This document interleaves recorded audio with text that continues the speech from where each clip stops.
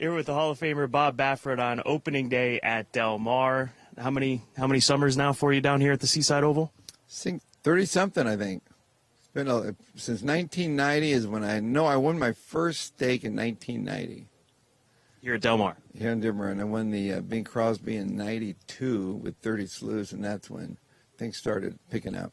Yeah, that was the big horse that got things rolling for you, wasn't it? Yeah, I came down here in 90, and I had like 5 horses down here, and actually, I had a quarter horse for the All-American, and he was going to be one of the favorites, and I had it. It was either Del Mar or All-American. I had to take Del Mar, and the horse ran second, got beat ahead, but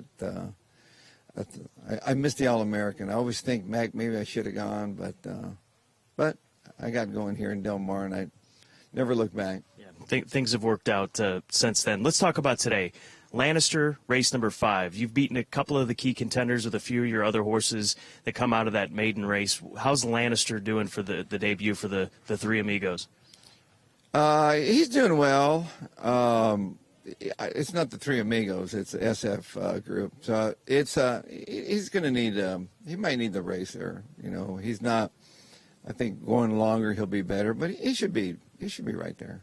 Goal oriented tomorrow in the Haskell. You've got a great strike rate as far as the Haskell is concerned. What led you to taking this horse back east to tackle the big horse in journalism? Well, we felt, we had a lot of time between races, and I think the way he's been trained really well. I think if journalism's going to be a little vulnerable, it might be, this week, because he had those hard races, and sometimes it takes a little bit off their fastball. But he's still a horse to beat. I still respect him. I've been watching him. He looks great. But I think I like our outside post. Last time we were inside, we were stuck, couldn't get out. It was just a cluster, turning for home there. A lot of bumping going on. So hopefully, if he gets a clean trip, and he should be on the lead or near the lead or something, hopefully, and we'll see what kind of horse he is. But he couldn't be trained any better. He's ready to roll, and so he just needs a trip. Always great to catch up. Good luck and enjoy this summer meet here at Del Mar, Bob. I love it down here. You can't beat it. You just cannot beat Del Mar. Watch out. The vibes are high. Sums it up perfectly. He's in a great mood. He's going to demolish the rest. And just a couple things, what he was saying there at Del Mar. So he wins his very first race at Del Mar in 1990. He mentioned his big horse and 30 slews won there. That was his very first Breeders' Cup victory with Eddie Delahousse in 30 slews in the 92 Breeders' Cup sprint from off the pace at Gulfstream Park. Since 1990, no trainer has won more races at Del Mar and more stakes wins at Del Mar.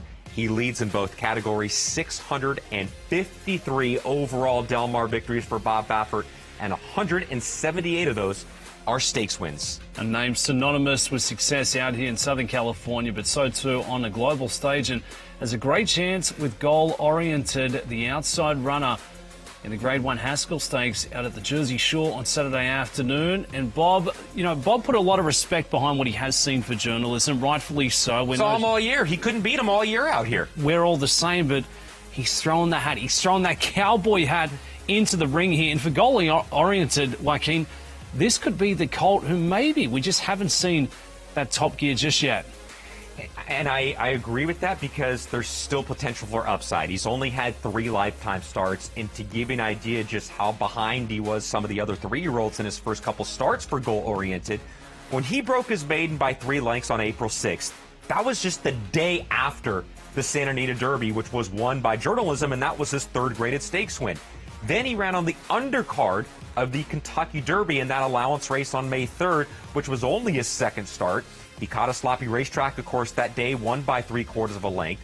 I remember talking to Bob Baffert before the Preakness Stakes. I asked him, when did Goal Oriented become your Preakness horse?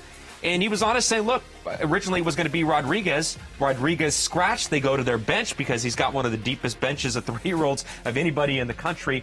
And we saw the controversy, the bumper cars at the top of the stretch. But clearly he is an improving 3-year-old. Watch out for Goal Oriented. They're coming in for Hall of Fame Bob Baffert. Journalism, the star 3-year-old, the one to beat. That will be in the feature, the $1 million Haskell Stakes. A win and you're in to get back out here to the Seaside Oval for the Breeders' Cup.